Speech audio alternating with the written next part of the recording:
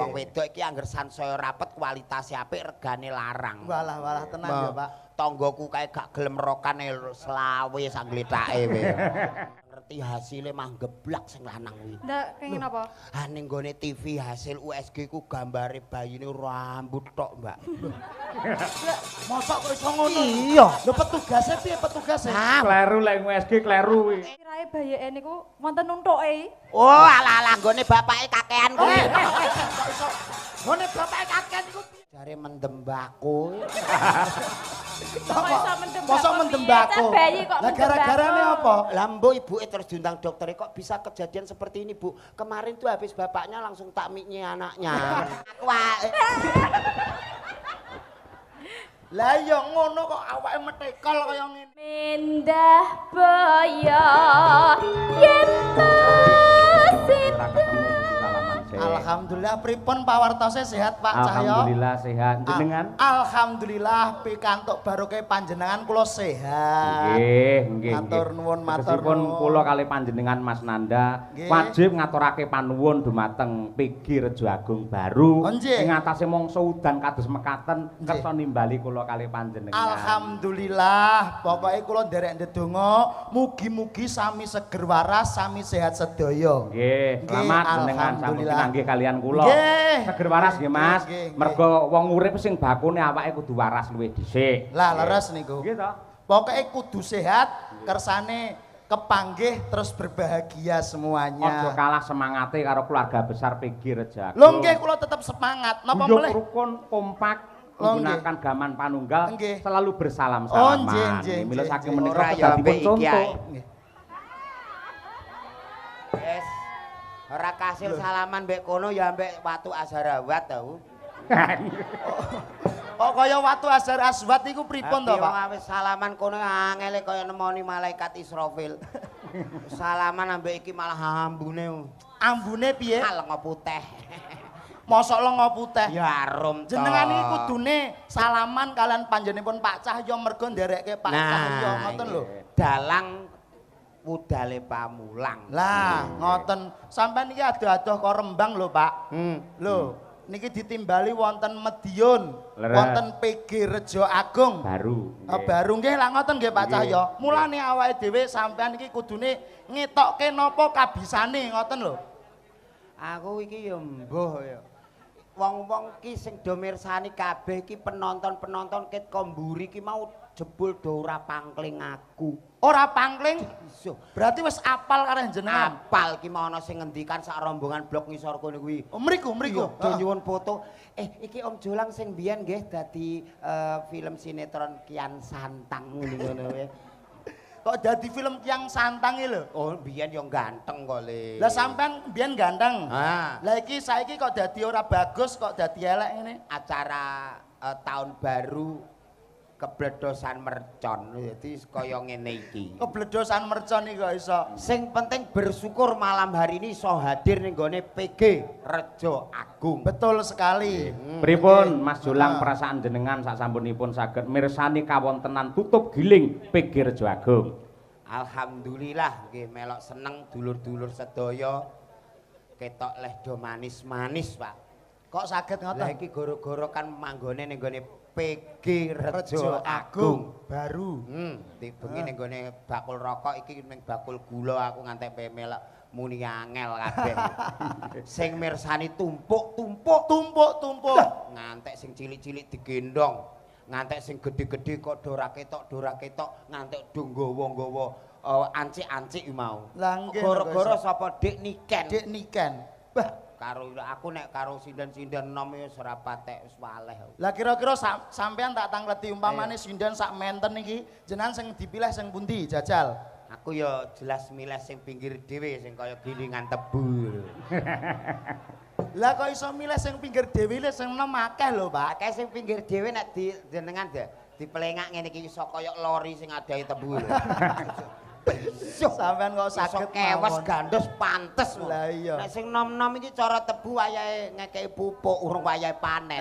Lah nek sing iki wis wayahe ngemah-ngemah. Walah. Jenengan ampun nyepelekke. Pripun ta Niku sing macane? pinggir njaba dhewe niku Mbak Lia Sundari. Weh. Niku nuwun sewu nggen swara, wah sak ret niki pedhot kabeh. Weh. Saya melih bab tembang-tembang klasik niku sampun mumpuni. Mbak Sundari niku pedhot kabeh nggih. Nggih, leres. Oh, alah. Jare bojone jenengan ya sinden Mas Dulang. Nggih, riyen sinden, Pak. Nggih. Ya, pas nembang napa nika saniki pun mboten nate nyinden. Loh, sebabe? Ah nyindene ning gone panasan ora oman terop sambar bledek. Ning nuwun sewu Pak Cahyo. Pripun? Garwane Pak Jolang niki. Wah, niku napa kapan medal-medal metu-metu ngoten niku? Aja Lho, kandhake wong. ora masalah. Oh, Bu Kesi iri meneh, Bu Kesi Pak anu garwane ngimpi wae muring-muring kok. Ning kan sampean kedah nulat kalian panjenengan Pak Cahyo. Lah, piye? Iso romantis, iso harmonis kalian kang garwa. Lho, niki mboten kalah lho Pak Jolang niki Pak Cahyo. Kalih garwane nggih Nggih, serasi. wonten supermarket, wonten pasar niki digandeng terus niki. Wah, jan romantis luar biasa. Maksudnya gandeng terus niku sampean nggih romantis kados Pak Cahyo ngoten. Kayak ra romantis. Lah kok digandeng terus? Lah nek tak culno njukuki sembarang Lah nek Bu Kesi kan wis pengalaman ning supermarket swalayan dan lain-lain. Lah Iya. barang bojoku sin-sini lho. Lah pripun? Dagelan rondok kondang. Heeh. Di bojo ning swalayan purik ngantek satpam domorowe. Piye? Jebule golek laos. Lah ya ning supermarket kok Ini golek kok laos. jarene komplit golek laos wae ra ono ning kowe. Sampean kok iso ngono lho. Lah mulane ilmu pengetahuan itu perlu dipelajari. Lah Lho. ngoten. Apa meneh karo Pegirjo Agung ini sudah berdiri sejak tahun 1894. Weh, mbak-mbak sinden urung ana pabrik kene kuwi sono. Sampean ya urung lahir ya. Lho ala aku ya isih ning pucuke pelem.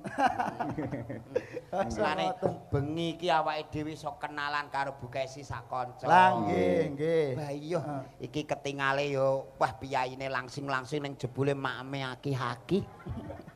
Kok mame akeh. Mangkok 200 iku ning awor sinden iso kotong kabeh ngono. Sindene Pak Cahyo niki lho Pak. Iya. Pak Surya niki cantik-cantik Mas ya sepuh. Ning cantik-cantik lho. Sing ndi sing sepuh? Ora enek iki nom kabeh. Mboten enten sing sepuh. Ora eneng Lho, nom-nom iki kira-kira kabeh. sing loro iki ya nom apa tuwa, Pak? Isih nom mripatmu rusak. Lah piye? Ngene kok ayu-ayu sing kandha ku sapa? Lho sindene Pak Cahyo iki ayu-ayu lho, Eh. sampeyan ampun ngoten. Ayu-ayu rak pas ning panggung lenggah terus disorot lampu. Lah mau ning transit ke roh dhewe dastere teng klewer. Bah iya, ape salin aku ngantek pangkling lho. Barang gek metu kaya widodari. Ya, iku keistimewaane wanita-wanita nek wis kadung ngadi salira, ngadi busana lho. Lah, nggih. Wong wedok iki angger sansaya rapet, kualitas apik, regane larang. Walah tenan ya, Pak. Tanggoku kae gak gelem rokane selawe sak glethake we.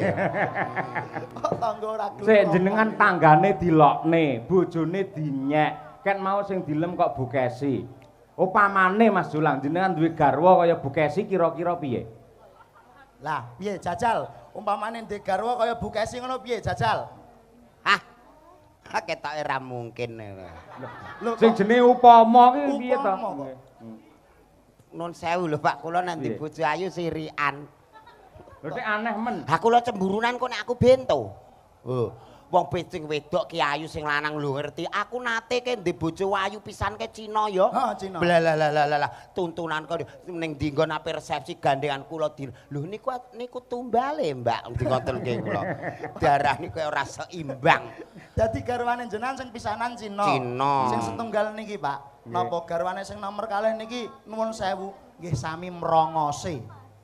Sami mrongose kados Istri Pak yang Jolang. kedua. Istri yang kedua sami mrongose. Tak iso ngono piye? Lho kuwi? nggih nek bobok berdua niku Yes. mboten saged rukun, malah padu niku pripun? Kalih bojone sing keloro niki to. Iya. Nek bobok niku malah padu. Mboten perkarane apa wong jenenge wong kekeluargaan iki lak hubungane karo kerukunan nek malah tukaran. Lah ya kok iso tukaran iki piye maksude kok? Nggih. Turu wong loro kok tukaran iki lho. Ceritane sepele lho Pak. Piye piye? Gek turu kok roro hambekane kula niku sesek. Sesek bareng mata melek niku jebule adep-adepan padha mangape lho, Pak. Gek oyo-oyokan angin. rayakake Rayakake. Ngono. Aku ya sesek dekne ya sesek. Ngono. Ning alhamdulillah wong saiki juk tanggapan rondok rame saiki untune tak kei pager. Untune diparingi Tak kei begel. Kok begel iku piye to? Sing dienggo untuhi lho. Namane iku behel. Ya behel-behel sing rega larang, Heeh. sing transparan regane 16.700.000. Walah. Hati-hati lho Bu, iki engko nek rusak ora tau sikatan saiki mah tomat tukul lombok tukul. Pangkemi kaya pot ngono. Kono tomat tukul lombok tukul iki. Akhire bojoku warisan apa meneh saiki duwe anggota anyar. Anggotane napa? Bang Mekar. Isin karo kancane saiki waluh. Piye Pak piye? Aku isin lho Mas. Aku isin. Isine piye? Sidane kuwi begele iki lho tak coplokno. Mbok coplokno. Tak copot. Heeh. Ning Surabaya ora ngatasi. Surabaya ora ngatasi. Jakarta ora ngatasi. Jakarta ya ora ngatasi. Tak gone Singapura. Wih, dagelan kaya garangan ngene kok iso gawe ning Singapura. Rai nomor loro, Mas sing penting iki kayane lho. Waduh. Gleleng Berarti tenan ngono iki. dong, Ayo wong Go ning Singapura. gone Singapura.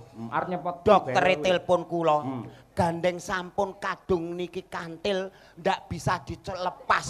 Heeh. Kok pas kadung kantil iku piye to? Maksudnya gak iso dicoplok kadung nemplek iki lho.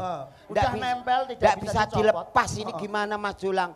Aku pas HP manggung, aku sibuk langsung tak wangsuli. Pripun? Pun dicopot sak ndase aku muni ngono. Gek mari repot. Mulane wong wedok itu apa anane? Nah, Gusti Allah menciptakan wujud makhluk yang bernama manusia itu sebaik-baiknya. Sebaik-baiknya. Kaya bengi iki awake dhewe kudu sinau karo PG Rejo Agung. lah pripun? Bab napa, Mas? Di antara rezeki kita ada hak-hak orang lain termasuk bengi niki nyenengno kiwa tengen seluruh karyawan untuk berbagi dan bersyukur. Tepuk tangan untuk PG Rejo Agung. Ngene iki nek cara bocah-bocah yoga sinden dagelan kondange kaya apa lek ora ono sing nanggap ngowoh Mas. Ngawah tenan ya. Kaya lori ra ono tebune ku lho runtung-runtung ning kono nganggur. Mulane bersyukur berbagi rezeki. Heeh. Jenenge sedekah ora kudu dhuwit, ora kudu bondo. Bondo. Nyenengke rasa kaya bengi iki ya sedekah. Sedekah Lho, rasa nggih, Pak? sedekah rasa dana rasa. Heeh. Lho, apa meneh nyawang sinden-sinden ngene iki. Heeh. Bayi. Piye. Wes ora guwak belas iki lho. Iki nek cara tebune sing siap panen. Lho. Berarti blok Warnanya niki sudah ke kuning keemasan. kuning keemasan. Lah nek sing niki sing nom-nom niki. Tebu sing dipanen urung wayahe diumbarke kok emane man wayahe ngetut ngene iki. Nah. Ngetut. Kok wae ngetut iki lho. Kok sampean. Lah nek Dijajal. sing ngetut nuwun sewu nak Pak Cahyo terus kula ngoten nggih Pak. Nggih. Penak ngetute. Lah nek sing untune merongos ngeten umpamane ngetut piye? Lah Mas wong ganteng karo elek ki nek bojone wong sing dienggo ya gak raine wae kok. Lho, lah apaan? Sampean aja saru lho. Nyapa? Dipersani sedaya dulur-dulur lho, Pak. Lho sak saru piye to? Lho, lah kok sing dienggo ora raine kok iki? Lah iya, wong nek ganteng elek ki padha ae nek wis dadi bojone sing dienggo ki gak raine. Lah apane? Gak iso elek ya. Apa meneh karo walah. Grupe Pak Cahyo Kuntadi ki bingungke Kok wong. bingungke napa bab napa, Jajal? Aku mau rene ngantek balik ping 3. Lah terus? Nuwun sewu Pak niki dalange niki Pak Yoyok. Mboten Pak Cahyo Kuntadi balik metu. Lah terus? Terus Telepon Pak Samsul, Pak pripun to Sherlocke kok teng mriku dalange Pak Cahyo Kuntadi wong jenengan ngaturi pirsa iki Pak Yoyok. Ijane ya Yoyok apa Cahyo Kuntadi? mergo nuwun sewu, kula niki yen KTP Cahyo Kuntadi ning akrabe. Wiwit cilik niku undangan kula niku Yoyok. Oh. Yoyok yuyuke Kesi ngoten niku. Kene iki lho, sok nak awakmu ndek anak jenakno sing jenenge loro. Sing jenenge loro. Iya dadi nek mek utangan glibet iki gampang. Sing Kok nageh utangan mumet meneh? no. Kok iso utangan Tapi ya nama peminjam Cahyo Kuntadi bareng ditagih tanggane niki daleme Pak Cahyo mboten niki daleme Pak Yoyok ngono. Asik nagih melok mumet ngono. Ki awake dhewe ki tanpa guna. Ki awake dhewe ki wis nek ora disandingi sinden-sinden ku wong-wong nyawang aku kaya roh grahana. Lah iya. Sampeyan kula golekne kanca. Sing pundi, Pak? Nggih. Niki enten Waranggana Madangkara sing meet in kelahiran saking Medion Laladan Pule Pilang Kenceng ingkang nembe kemawon menika mudhun mesin. Wih, Mbak Dian Munasirah. Ayo. Wah, Cublak suweng men berdiri luwih dhisik. Yuk, Lah. dados. Mbak Dian sing pundi nih?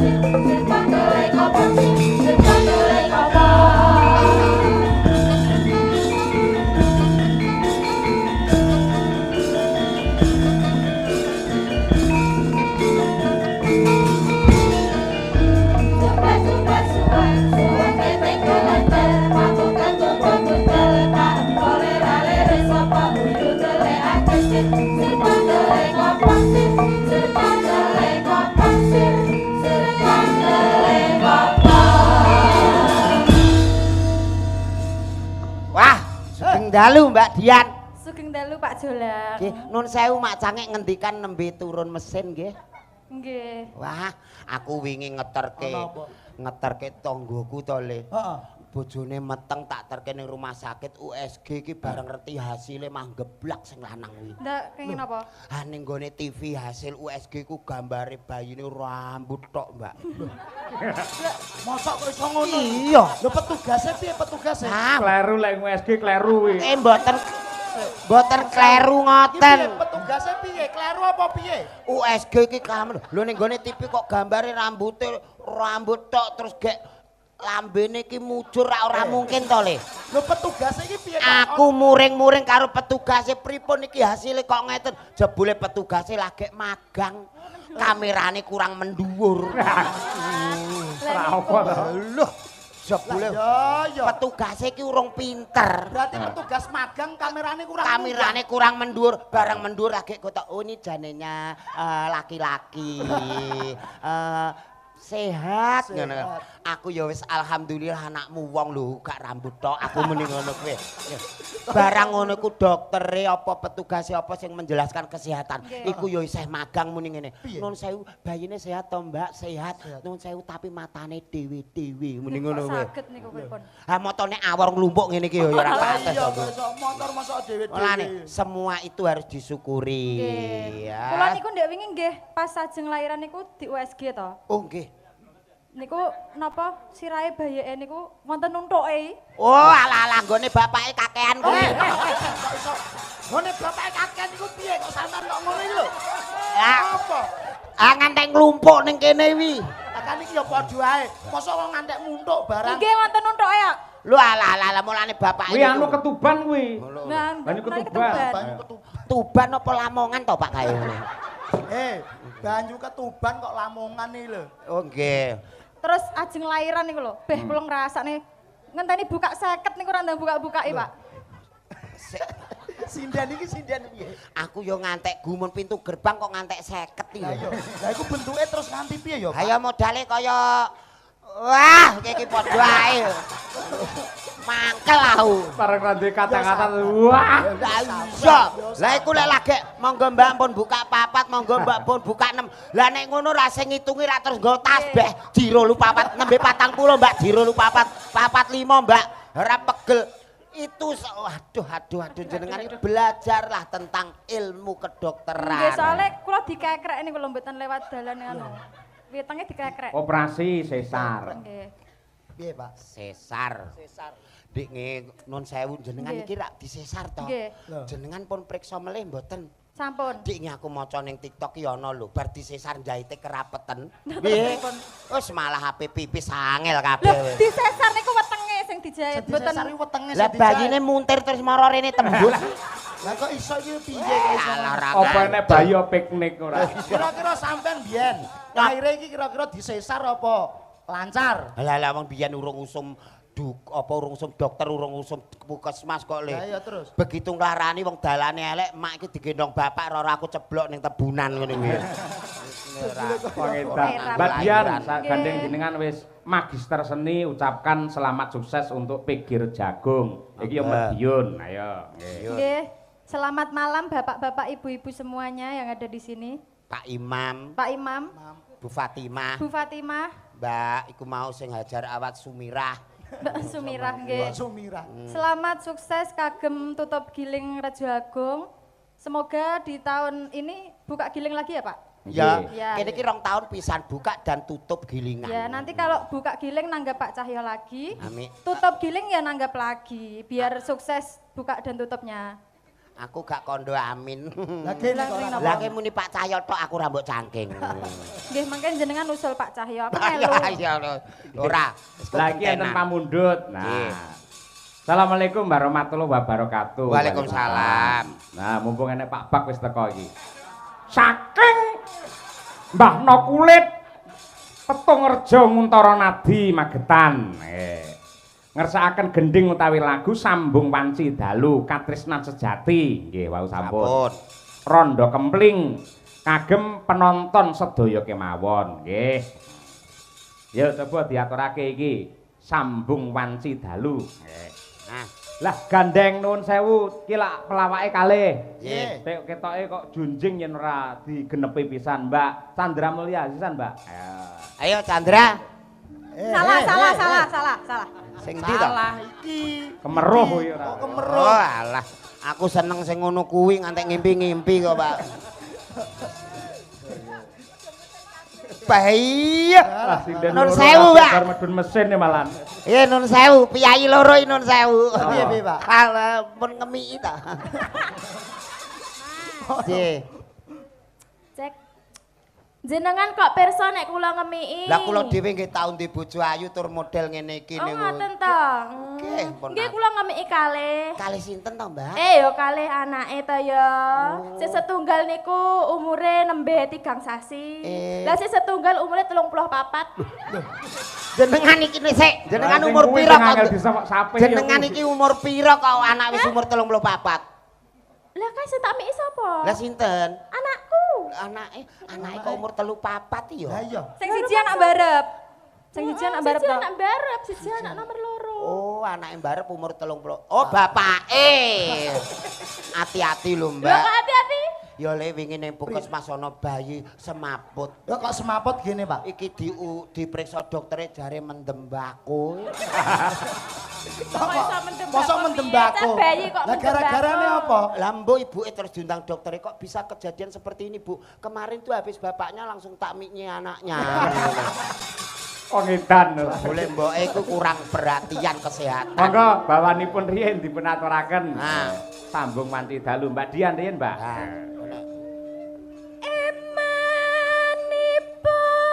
Emanipun Yayi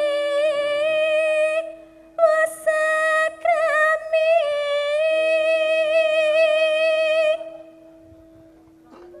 Pama turung soning kang anggarwa.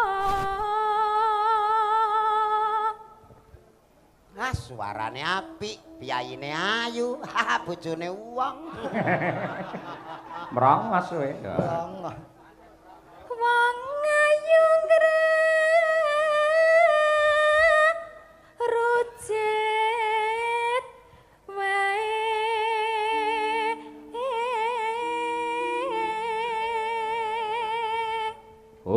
Oper Mbak Chandra Ayo, Mulya. Nok, aja kalah, Nok. Kudu sing apik ya, Kudu sing Mas. apik dipirsani piyai sakmene kae. Iki rekae aku bojomu ya. Alah, aja nek rekae Lah, tenanan piye? ngono wis. Ma, aku ndek bojo nek kaya ngene. Kaya apa? Lah piye lek bojo kaya ngene nek salat ngono, salat barengan. Lah malah aku arep muni amin kono randang rukuk-rukuk ya to. Lah kenapa? Lah untune kecantol ning gone sajadah. Biar. Tur ya ora pantes umpamane digandeng-gandeng ora pantes. Mboten Nek aku pantes. karo Mbak ngene kan pantes. Aku ya rada, Mbak Rada ya apa? ayu. Ayu. Rada memper ngono kuwi. Iya. Lah jajal nak kaya ngono kuwi jajal. Gene. Nak gandengan piye? Ya, Ngeten iki lek sing mirsani lek ya piyayi-piyayi sing napa mirsani wonten Nah. mriki to. Jenengan tangleti. Bapak Ibu, kula kali lek jolang niki cocok napa mboten? Mboten. alah terus sing muni atine elek. Lho nyapa to? Yen kanggoku cocok jenengan karo Mbak Diajeng cocok. Cocok iki lho. Dasare Mbak Diajeng ayune kaya Komorate, sing kakung kaya Komodo. Sing penting nggih ilate niku kok, Pak. Iya Mbak Chandra, iya. Prandene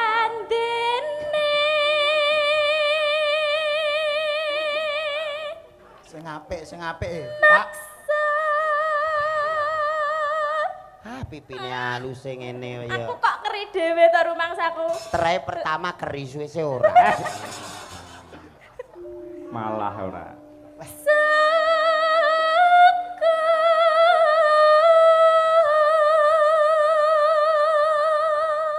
Giwangmu kok cemlorot to nok giwangmu Iki iki. jenenge bros ya, Mas. Bros ra iki.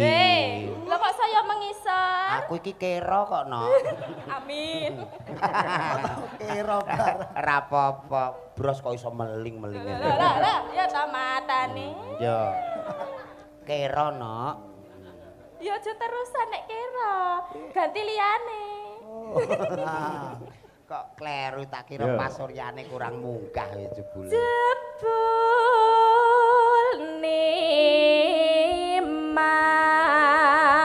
Mas uga nanggepi. Ajeng teng pundi Mbak Diajeng? Kula ajeng buak batang Mbak Dia. Ya wis pantes. Leres jenengan, Mbak, leres jenengan aja nek Bener, buat Pak, cocok. batal. Lah Iya iya. to, Mas. Aku arep buak batang melu. Kok sik sia-sia kok ngene kok batang. Lah kaya apa nek ora Ya batal? paling ora ya kaya apa ngono kok. Wong-wong iki wis ngerti aku nek aku mbiyen ki sing dadi kian santang. Kok ngono neh. Kaya ngene iki kian santang. Alah kian. Alah kalah rai nek ora usaha ngene iki ya. Sumpah. Piye. Sing nang omah apik iki. Alah modelmu. Tenan kono. Kok lek ning omah jare apik kono, lek ning kene apik aku, ya ta? Aku wedi kono kok Nduk, aku melu omahe kono. Wedi nek ame Kae dikotok. nunut. Nunut. Lah iya. Cina. Ayo to sambung rasa. Ayo. Nanging Waduh. Gitu. wanci dahlu.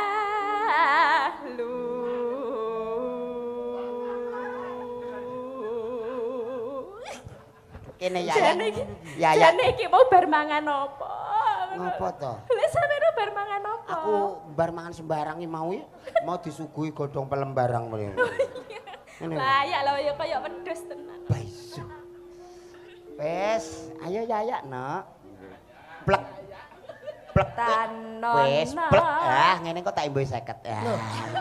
Gaya Ayune boy kaya ngono, sek. Kok tambah 50 iki lho, sampean iki lho kok iso. Ah, lah kowe wani, aku ngono. Ya ora.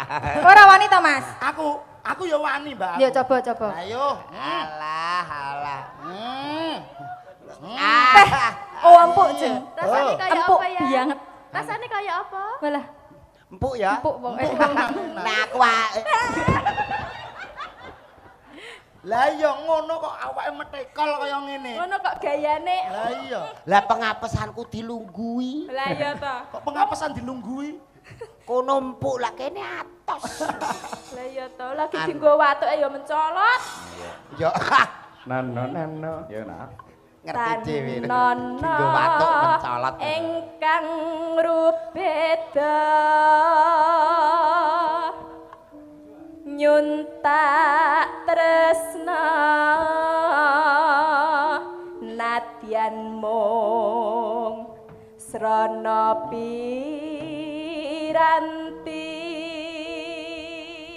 Entekne Mbak Dian Munasira. Yo. Ayo, Mbak Sirah. Gambarmu uga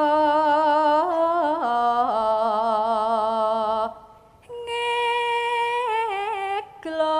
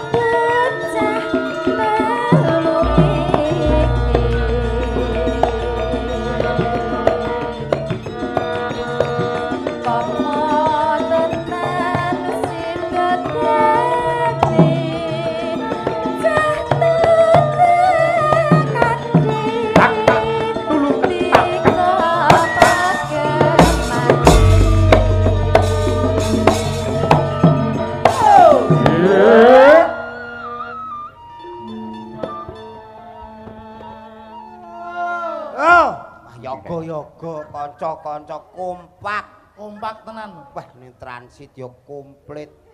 Ana soto, ana krupuk. Walah. Nggih.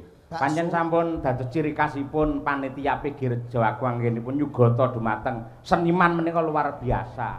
Nggih. Jos sanget ngoten. Pak, Nggih. pitike mau entek sing isih urip bareng kok Mas. Kok iso? Lah dibeleh engko nek jenengan ajeng konturan sarapan meleh. Ya ile bijaksana kaya ngono. Memikirkan sampai sedetail itu.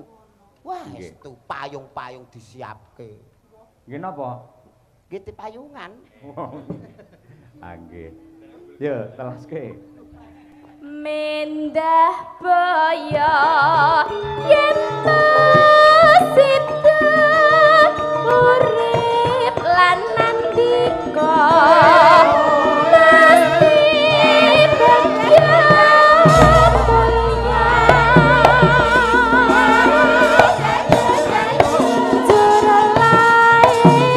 Putri Sulestya terus bisa nyuara di kota